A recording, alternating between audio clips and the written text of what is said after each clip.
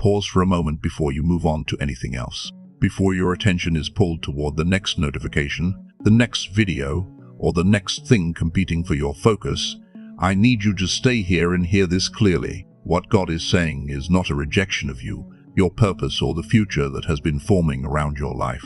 The warning is directed towards something else entirely, the possibility of overlooking what this moment is carrying and realizing much later that you brushed past something that could have changed everything.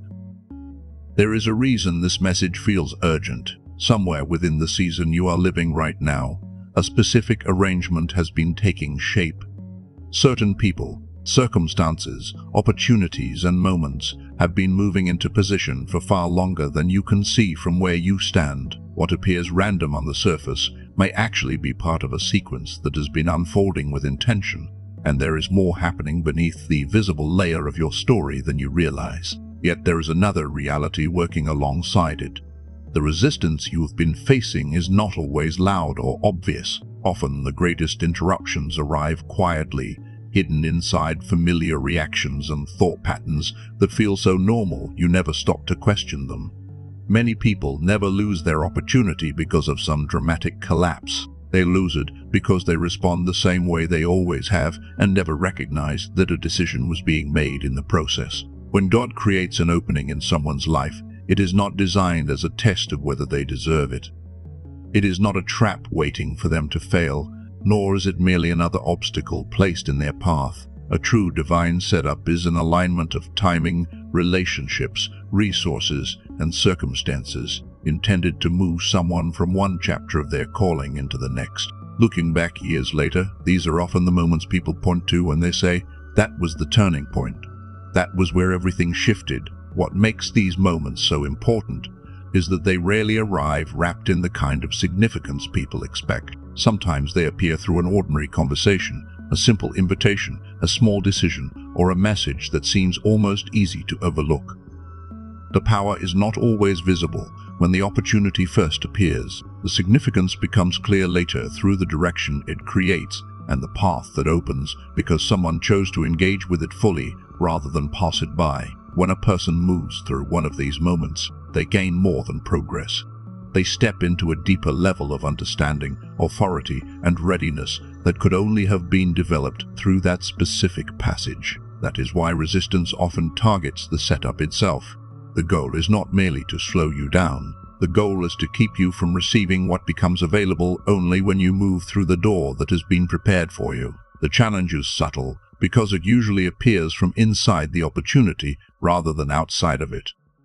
By the time the trap reveals itself, you are already standing within the very thing God is trying to unfold. As we move forward, I want you to pay attention to which pattern feels familiar.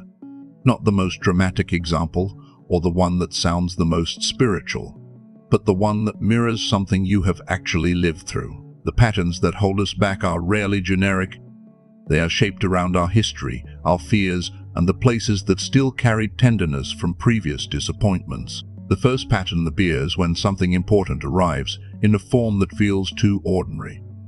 There is no overwhelming sign, no dramatic confirmation, no unmistakable feeling announcing that this is a life-changing moment. Instead, it resembles something familiar, something that could easily be mistaken for another everyday experience. The opportunity arrives quietly, and because it does not match your expectations, a thought begins to surface. If this were truly significant, surely it would feel bigger than this. So the moment passes by. You show up physically, but a deeper part of your attention never fully enters the experience. You engage with what is visible while missing the invitation beneath it. Later you may realize there was more available than you understood at the time, but by then the moment has already moved forward. The second pattern grows from a wound that has not fully healed. It often comes from a disappointment that is still close enough to touch, a memory that still carries emotional weight whenever it is revisited. Perhaps the last opportunity that looked similar ended with loss, rejection, or a feeling of being left exposed after you trusted what seemed promising.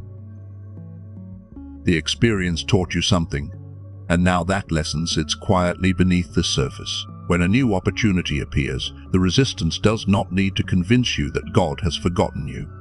It only needs to remind you of what happened before. Your attention shifts toward old evidence, and what feels like wisdom becomes difficult to separate from self-protection.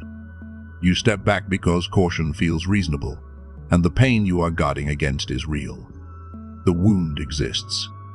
The reflex exists. The challenge is that both can be activated at exactly the moment something meaningful begins to unfold. The third pattern involves timing. There are seasons when something important is being built layer by layer, each step preparing the ground for what comes next.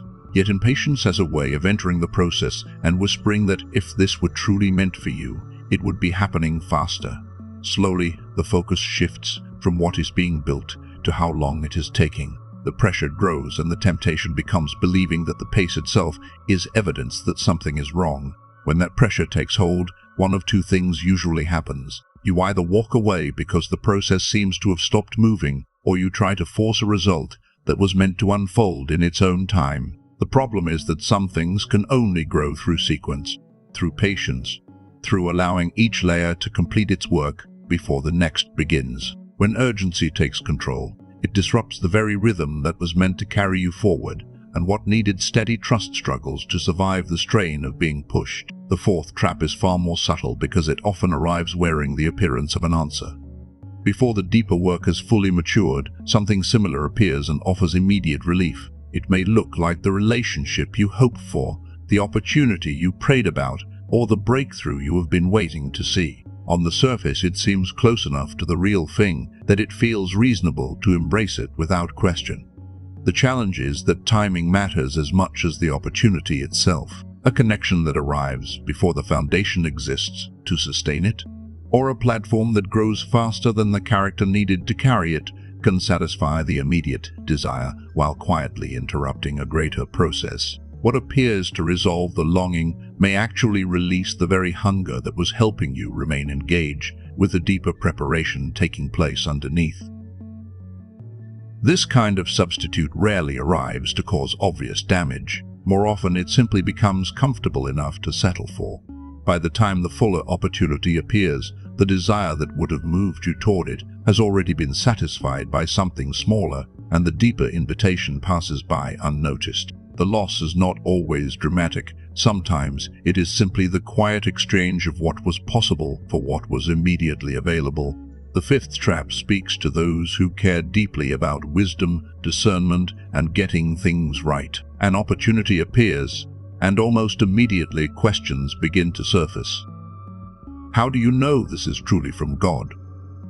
What if you are reading too much into it? What if it is only coincidence, emotion, or wishful thinking dressed up as something spiritual? Those questions sound responsible because, in many situations, they are. That is why this trap can be so effective. It often works through strengths that were developed through sincerity and faithfulness. The desire to be careful, the commitment to discern well, and the awareness that people sometimes misinterpret spiritual experiences can all become tools that keep someone standing outside a door they were meant to enter. What arrives sounds wise, and because it sounds wise, it is rarely questioned. The result is that a person walks away feeling thoughtful, balanced, and responsible. They do not realize they may have stepped away from something that was meant to move them forward. The opportunity disappears behind layers of analysis, and what was once alive becomes another moment explained away before it had the chance to unfold. So let me ask you something honestly. Which of these patterns felt familiar? Not the one that sounded most interesting or the one that seemed most profound, but the one that stirred something inside you, the one that reminded you of a season, a decision, or a moment you still think about from time to time because some part of you recognizes it. The warning here is not that the opportunity itself is dangerous. The warning is that these hidden patterns could become active inside the very thing that was meant to help you grow. Even sincere people, committed people, people who genuinely want to follow what God is doing, can miss what is in front of them when they fail to recognize the mechanism operating beneath the surface. That is why understanding the trap matters. Recognizing it afterward may bring clarity, but recognizing it while you are living through it can change everything. Once you understand how it functions, you begin to notice it in real time, before the moment passes and before the decision becomes irreversible. Across many of the great stories in Scripture, a similar pattern appears again and again. Whether you look at Joseph, Ruth, Daniel, or the disciples on the road to Emmaus, there is a common thread running beneath the surface. The details differ, but the deeper principle remains remarkably consistent. Every significant transition requires a posture of openness. It requires a willingness to receive without immediately retreating into defense, fear, or premature conclusions. And that is exactly the condition these traps are designed to interrupt. Their purpose is not simply to distract you. Their purpose is to close the part of you that would otherwise recognize what is unfolding. Think about the story of Elisha and his servant. Most people remember the dramatic moment when the servant's eyes were opened and he saw the heavenly army surrounding them. It is a powerful image, but there is another detail hidden inside the story that deserves attention. Before the prayer, both men were standing in the same place. They saw the same city, the same danger, the same circumstances unfolding around them. The information available to one was available to the other. Nothing about the external situation was different. What separated them was the condition through which they were viewing it. Elisha remained open to a larger reality, while fear narrowed the servant's vision, until all he could see was the threat directly in front of him. The greater truth had not disappeared. His ability to perceive it had simply become restricted by the state he was in. When Elisha prayed, God was not creating something new. The protection was already there. The provision was already present. The unseen reality existed long before the servant became aware of it. What changed was access. The prayer opened the receiver, and suddenly what had been hidden became visible. Sit with that for a moment. The answer was not absent. The support was not delayed. The resources needed for that moment already occupied the same space as the fear that was overwhelming him. The difference was never the existence of the provision. The difference was the capacity to receive it. That same principle lives inside every divine setup. The alignment is already taking shape. The people, timing, opportunities, and provisions are often closer than they appear. The dividing line between those who recognize what is unfolding and those who move past it is rarely the arrangement itself. More often, it is the inner condition that allows a person to receive what has already been placed before them. There is something important that often gets overlooked in conversations like this, because it can be uncomfortable to acknowledge. When a significant opportunity arrives and someone struggles to recognize it, the reason is not always spiritual weakness. It is not necessarily a lack of faith, a flaw in character, or proof that they somehow missed their calling. Sometimes the deeper issue has to do with what prolonged pressure and emotional strain do to the way a person processes what is happening around them. I want you to hold that thought for a moment. Have you ever noticed how a moment of clarity can arrive with surprising certainty, only to fade a short time later? Have you ever sensed something deeply, felt completely aligned with it for a brief moment, and then watched that confidence slowly dissolve before you were able to act on it? Many people have experienced that pattern, and it often leaves them wondering why something that felt so real became difficult to access so quickly. The experience can feel deeply personal. One moment there is a sense of knowing that seems impossible to ignore, and the next there is confusion, hesitation, or second-guessing. Over time, this cycle can become frustrating because it creates the impression that clarity is always slipping through your hands just when you need it most. Yet what you are experiencing may have less to do with your sincerity and more to do with the condition of the inner receiver through which that clarity is being processed. Let me share a story that reflects this pattern. I will call her Rachel. For years, Rachel had been committed to her growth. She was not waiting passively for change to happen. She had invested herself fully in the process, doing difficult inner work, building healthier patterns, addressing old burdens, and responding faithfully to every opportunity for growth she recognized along the way. From her perspective, she was ready. Then an opportunity appeared that seemed connected to the next chapter of her journey. It was not exactly what she had imagined, and it did not arrive through the people or circumstances she expected. Instead, it came quietly, through channels that felt unfamiliar and without the reassurance she thought would accompany something important. Because of that, she fell into two of the patterns we discussed earlier. Part of her dismissed the invitation because it did not resemble what she expected a meaningful opportunity to look like. Another part hesitated because the confirmation she wanted never arrived from the people she trusted to validate it. The opportunity did not disappear forever, but the unique combination of timing, circumstances, and relationships surrounding that moment eventually shifted. Months later, when she finally understood what had been available to her, what she felt was not dramatic regret. It was something quieter and more difficult to describe. It was the realization that a specific version of an opportunity had existed for a specific season, and that exact moment could not be recreated in quite the same way. There was grief in recognizing that something meaningful had passed through her life while she was still trying to decide what it was. What stood out most was what happened afterward. Rachel found herself returning to the memory again and again. She was not obsessing over it or trying to dissect it endlessly. Instead, she kept reaching back toward the feeling she experienced in the first moments of the invitation, before the analysis began. Something inside her remembered the quality of that initial knowing and refused to completely let it go. That detail matters more than it may seem. Often, when an opportunity passes, there is still a part of us that recognizes what was present, even after our reasoning has moved on. It is as though a deeper layer of awareness saw something valuable long before the analytical mind reached its conclusion. The memory lingers because that deeper recognition never fully agreed with the dismissal that followed. Rachel eventually described realizing almost immediately that the invitation carried significance. The awareness was there from the beginning. The challenge was that she did not know how to stay connected to it while her mind evaluated, questioned, and categorized every possibility. By the time the process of analysis finished, the original clarity had faded into the background, leaving only questions and uncertainty behind. This is where many people become confused. They assume that if a feeling of knowing fades, it must not have been trustworthy in the first place. Yet the fading itself may not be evidence that the signal was wrong. Sometimes the signal is clear from the beginning, but the ability to remain connected to it weakens under the weight of constant evaluation, stress, and mental noise. What often happens is surprisingly simple.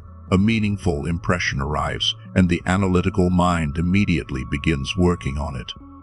It searches for categories, explanations, evidence, and conclusions. In the process, the surface details remain available, but the deeper quality that made the moment feel significant begins to slip away. You remember that something felt important, yet the deeper understanding attached to that feeling becomes harder and harder to access.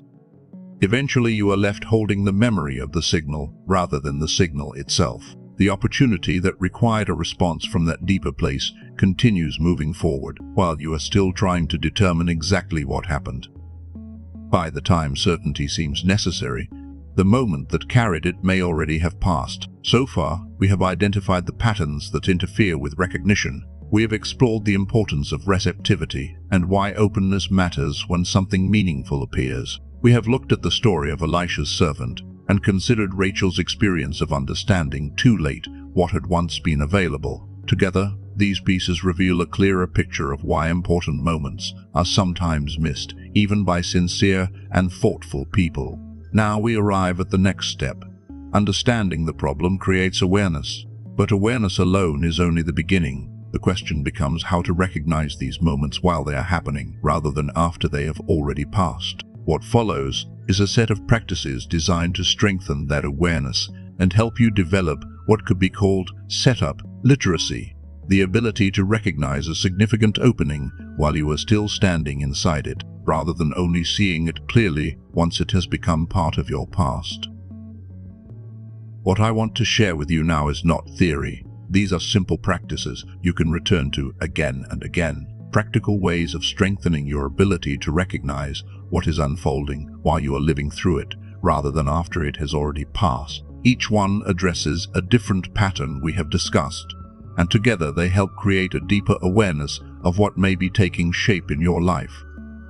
The first practice is what I call the stillness pause. Whenever something arrives that feels potentially significant, resist the urge to immediately analyze it. Before you seek advice, before you weigh the pros and cons, before you begin sorting it into categories and conclusions, give yourself 30 seconds of complete stillness. The goal is not to force an answer or create an emotional experience. It is simply to interrupt the automatic momentum of analysis long enough to notice what is present beneath it. Most people have trained themselves to move quickly toward resolution. The mind naturally wants explanations, certainty, and conclusions as soon as possible. Yet there is another layer of awareness that often moves more slowly, one that needs a little space before it can fully register what has arrived. Those 30 seconds create room for that deeper perception to participate before familiar assumptions take over and decide what something means. The reason this matters is because many opportunities are dismissed before they are ever truly seen. The mind recognizes a pattern, assigns a category, and moves on. What could have been explored remains hidden behind a quick conclusion. Sometimes the difference between recognizing a meaningful opening and overlooking it entirely is nothing more than a brief moment of presence that was never given. People often overlook this practice because it sounds almost too simple. Yet many of the moments that later feel important were not missed because someone lacked wisdom or effort. They were missed because no space existed between the arrival of the opportunity and the rush to interpret it. A few seconds of openness can reveal dimensions of a situation that are impossible to access once the mind has already decided what it thinks. During that pause, you may notice a subtle sense of spaciousness. Some people experience a quiet warmth. Others become aware of a gentle response in the chest or a calm certainty that appears before words can fully explain it. However it shows up, the value is not in forcing an interpretation, but in allowing yourself to witness what naturally arises before analysis begins shaping the experience. The second practice is what I call the signal journal. Whenever you experience one of those moments of immediate recognition, that brief flash of awareness that arrives before thinking takes over, write it down. Do not record your conclusions or your arguments for and against it. Capture the experience itself. Write down what you noticed, how it felt, and what seemed meaningful before your mind began evaluating it. This simple act creates something valuable. It preserves the original signal before it can be reshaped by later interpretations. One of the reasons people lose trust in their deeper knowing is because they often revisit a memory after analysis has already revised it. Over time, the original impression becomes harder to distinguish from the story the mind created afterward. A written record changes that. When you return to your notes weeks or months later, you begin seeing patterns that might otherwise remain hidden. You can observe recurring themes, familiar signals, and moments of insight exactly as they appeared in real time. The record exists independently of whatever conclusions you reached later, allowing you to compare the original experience with the interpretation that followed. For many people, trust in their own inner awareness has gradually weakened over the years. Not because that awareness failed them, but because it was repeatedly questioned, overridden, or dismissed before it had a chance to speak fully. After enough experiences like that, the signal itself becomes quieter. It appears more cautiously because it has learned to expect immediate rejection. The signal journal begins reversing that pattern. It is more than a collection of reflections. It becomes a record of direct experience, something you can return to when doubt begins rewriting the past. As that record grows, confidence develops naturally because you are no longer relying on memory alone. You are learning from evidence gathered in the moments themselves. The third practice may feel the most unusual, yet it can be incredibly powerful. It involves living with the assumption that something meaningful is already being arranged within your current season, even if you cannot yet see the full picture. This is not about forcing belief or convincing yourself of something that feels artificial. It is about adopting a posture that changes what you notice. When you live from that perspective, your attention begins shifting away from proving whether something is real and toward understanding how it may be unfolding. Instead of constantly asking whether a situation matters, you begin asking what it might be building toward. Instead of demanding certainty before taking a step, you become curious about what the moment itself is inviting from you. That shift changes the way you experience uncertainty. Rather than standing back and evaluating every detail from a distance, you become an active participant in the process. You stop measuring everything against an imagined timeline and start paying attention to the rhythm already present. The question becomes less about speed and more about alignment. This way of seeing requires attentiveness. It asks you to notice connections between events that may initially appear unrelated. You begin wondering how today's conversation relates to something that happened weeks ago. You become curious about whether a closed door might actually be redirecting you toward a better path rather than shutting you out completely. Small moments begin fitting into a larger picture. The purpose of this posture is not to invent meaning where none exists. It is to become aware of patterns that may already be forming around you. Often what appears ordinary at first glance carries a deeper significance that only becomes visible when you stop viewing each moment in isolation. Sometimes the very thing you have been searching for has been unfolding quietly all along, waiting for you to recognize the sequence already in motion. Before we go any further, I want to invite you into something simple. Rather than thinking about these ideas from a distance, take a moment and experience them for yourself. Give yourself 30 quiet seconds and resist the urge to analyze anything instead of deciding whether this message applies to your life or trying to determine what it means. Simply notice what has been happening inside you as you listen. Pay attention to what is already there. Maybe there is a subtle heaviness in your chest, a sense of warmth, a quiet pull of recognition, or something harder to describe. Whatever you notice, allow it to exist without immediately explaining it. There is often something present beneath our thoughts, something that arrives before interpretation begins and before the mind starts sorting everything into categories. What you become aware of in that moment deserves more attention than most people give it. The habit we are trying to develop is not the habit of rushing toward conclusions, but the habit of remaining present with what first appears. When we stay with that awareness for a little longer, it often reveals layers of understanding that analysis alone cannot reach. Some forms of knowing arrive softly and require space before they fully unfold. The opportunities that shape our lives rarely demand perfect certainty before they appear. More often, they ask for openness and a willingness to remain available to what is unfolding. Receptivity is not a personality trait reserved for a few people. It is a skill that can be developed over time, even after seasons of pressure have made it difficult to access. If you noticed something during that pause, try putting it into words, not an explanation or a conclusion, just the experience itself.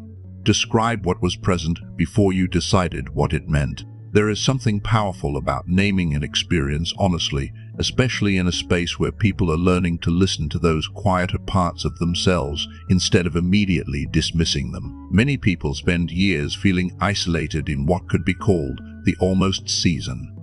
They sense that something important is nearby, yet they struggle to fully grasp it. When people begin sharing those moments of recognition with others who understand the experience, that isolation starts to loosen its grip. The inner knowing becomes easier to trust because it is no longer being carried alone. As we continue, there is something important to understand about everything we have discussed so far. These practices depend on a certain level of openness and inner availability. They can be incredibly helpful, but if years of pressure, responsibility, and emotional strain have significantly reduced that openness, then the practices alone may not fully address what is happening beneath the surface. Imagine teaching someone perfect swimming technique while the water around them keeps dropping lower and lower. The instructions themselves are useful, but the environment is making it difficult for those instructions to work the way they were intended. In much the same way, many people have spent so long operating under stress that their natural capacity for receptivity has gradually been diminished without them even realizing it.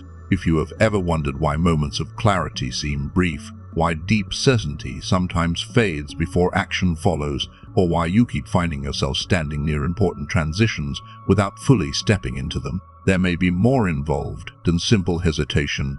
Long seasons of pressure change the way we experience ourselves and the world around us.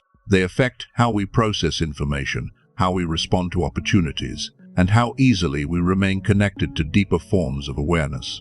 Over time, constant responsibility and survival-oriented thinking can narrow our focus. We continue functioning, working, solving problems, and meeting obligations, but something more expansive begins to quiet down. The practical and analytical parts of us remain active, while the more receptive and intuitive dimensions receive less space to participate in the conversation. This does not mean you have lost your intelligence, your faith, your commitment, or your desire to move forward. Those things may still be very much alive within you. What often fades is the effortless cooperation between different ways of knowing. The mind becomes highly skilled at evaluating, measuring, and protecting, while the capacity to remain open long enough to receive deeper insight becomes more difficult to access. When that balance weakens, a person can still recognize pieces of the truth, but sustaining connection to it becomes harder. There may be moments when clarity arrives with incredible strength, only to disappear beneath layers of analysis a short time later. The signal is present, yet the ability to remain with it feels inconsistent. What once felt natural now requires intention. This helps explain why some people spend years sensing that there is more available to them than they are currently experiencing. They feel called towards something meaningful, yet they struggle to hold on to the awareness that would allow them to move confidently toward it. The issue is often not a lack of desire or sincerity. It is the accumulated effect of living under prolonged strain for so long that openness itself becomes difficult to maintain. Many people have been carrying far more than they realize. They have adapted to constant pressure, endless information, and the demands of modern life so completely that reduced receptivity begins to feel normal. Yet beneath all of that, there remains a deeper capacity that has never fully disappeared. It has simply been operating beneath layers of fatigue, responsibility, and survival-focused attention. When you view your experience through that lens, certain struggles begin to make more sense. The moments when you sensed something important, but could not hold on to it. The times when clarity appeared and then slipped away. The seasons when you felt close to crossing a threshold, yet remained standing at the edge. Those experiences may have less to do with a lack of willingness, and more to do with how much pressure you have been carrying for far too long. The gap between sensing your calling and consistently living from that deeper place of knowing can feel frustratingly difficult to explain. Many people spend years believing they understand what they are meant to do, yet struggle to maintain the clarity, confidence, and inner connection required to move forward. The result is often a quiet tension between what they sense is possible and what they are actually able to access in daily life. I have heard countless versions of the same story. People who have prayed, reflected, grown, and committed themselves fully to their journey often describe a similar experience. They understand the truth in their minds, yet they struggle to feel it fully in their lives. There is a sense that something essential is present, but difficult to reach, as though a deeper level of awareness keeps slipping just beyond their grasp. Some describe carrying responsibility for so long that they gradually lost connection with parts of themselves they once accessed naturally. Others speak about moments when the fog seemed to lift unexpectedly, allowing them to experience a level of clarity and presence they had almost forgotten was possible. What stands out is not that they became different people, but that they felt more fully connected to who they already were. When that connection returns, the experience is often surprisingly simple. Life does not suddenly become perfect, and every question is not instantly answered. What changes is the ability to remain present with what matters, to stay connected to deeper awareness instead of constantly being pulled away from it by noise, pressure, and over-analysis. If you have recognized yourself throughout this message, then perhaps the most important thing to remember is that the struggle is not evidence that you are failing. The moments of clarity you have experienced were real. The deeper knowing that continues calling your attention has not disappeared. What you have been searching for may be less about becoming someone new and more about restoring access to what has been within you all along. And if something in this message resonated with you, take a moment to acknowledge it. Type, "I see the setup," in the comments if that phrase reflects where you are right now. Sometimes naming what you recognize is the first step toward responding to it, and what becomes visible often gains strength when it is finally spoken aloud.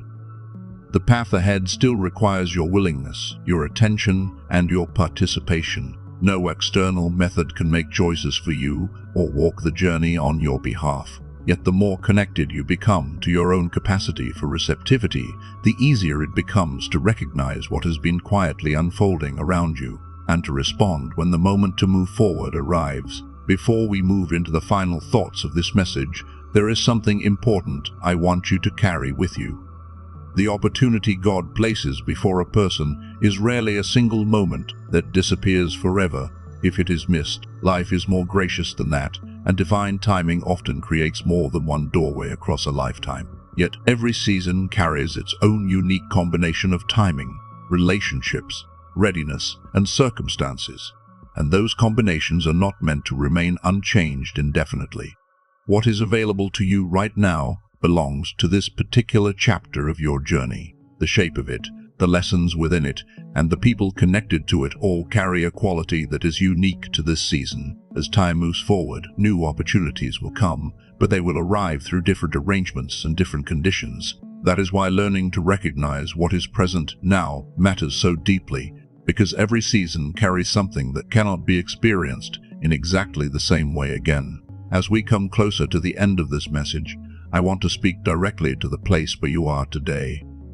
You arrived here carrying your own story, your own questions, and your own weight. Maybe you are in the middle of a long season of preparation, standing near something you can almost feel, but cannot yet fully see. Or perhaps you are simply tired from years of sincere effort that have not produced the breakthrough you expected. Whatever your circumstances look like on the outside, there is a deeper reality unfolding beneath them. This message was never meant to add another burden to your shoulders. It was meant to help you see your experience through a different lens. The struggle you have faced does not automatically mean the process failed, and it does not mean you failed. Sometimes what feels like standing still is actually preparation unfolding in ways that are difficult to recognize while you are living through them, especially when growth is happening beneath the surface rather than in visible results. What matters is understanding that the opportunity itself remains real. The obstacles can be recognized, the patterns that create hesitation can be understood, and the ability to move through them is not something reserved for other people. It is something that can be strengthened and developed within you. The capacity to recognize what is being placed in front of you has not disappeared. It may simply need room to become clear again. I also believe something else about the person who stayed with this message until this point. You are someone who has continued searching even when the path became costly. You have carried questions that others may not understand, and you have remained committed even during seasons when visible results seem slow to arrive. That kind of persistence leaves a mark on a person. It shapes depth, resilience, and a willingness to keep moving when the easier options would have been to quit. You have probably experienced moments of remarkable clarity along the way, brief moments when everything seemed to make sense, when you felt connected to something deeper and more certain than your everyday thoughts. Perhaps those moments arrived unexpectedly during a quiet morning, a conversation, a prayer, or a season when you least expected them. And perhaps those moments became frustrating, because they never seemed to last as long as you wanted them to. The important thing to remember is that those moments were not meaningless. They were not evidence that something was wrong with you. They were glimpses of a deeper awareness that has always been present. Moments when you touched something true before it became crowded by doubt, analysis, or the demands of daily life. Even now, those moments continue to matter because they remind you that the deeper knowing is real. Many people spend years trying harder, searching harder, and questioning themselves harder, believing that more effort alone will create the breakthrough they seek. Yet often the issue is not effort. It is learning how to remain connected to what you already sensed in those moments of clarity, instead of watching it fade the moment life becomes noisy again. There is a difference between striving for something and becoming available to receive what has already begun moving toward you. Imagine what changes when the distance between insight and action becomes smaller, when the understanding you receive remains available long enough for you to move from it, when the inner signal is no longer something that appears for a moment and disappears, but something you can stay connected to with greater consistency. Small decisions begin carrying more confidence, and uncertainty loses some of its power because you are no longer disconnected from what you already know. And now I want to speak directly to the question that may have been quietly following you throughout this entire season. You have wondered whether all of this preparation is leading somewhere real. In your quieter moments, you may have questioned whether the waiting has purpose, or whether you have simply become stuck in a cycle that keeps repeating itself. You may have looked at the passing months or years and wondered how much longer the preparation could continue. The answer I want to leave with you is simple. The preparation has meaning. The growth, the stretching, the lessons, and even the delays have been moving towards something. Seasons of preparation are not meant to continue forever.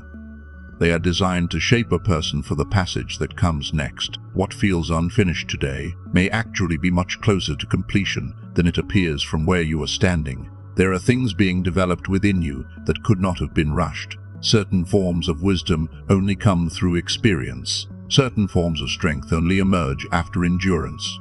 And certain forms of clarity become available only after a person has spent enough time learning the difference between fear, assumption, and genuine knowing. The opportunity ahead of you may not look exactly the way you imagined it would. It may arrive more quietly than expected, through circumstances that seem ordinary at first glance. It may come through a conversation, a decision, an invitation, or a door that opens without fanfare. But that does not make it any less real. The opening is there, the season is unfolding, and the invitation is closer than you may realize. So as you leave this part of the message, carry this with you. Your waiting has not been empty, your preparation has not been wasted, and your story has not been standing still. Something has been taking shape through all of it. The window is present, the season is active, and the next step does not require perfect certainty. It only requires the willingness to remain open long enough to recognize what has already begun moving toward you.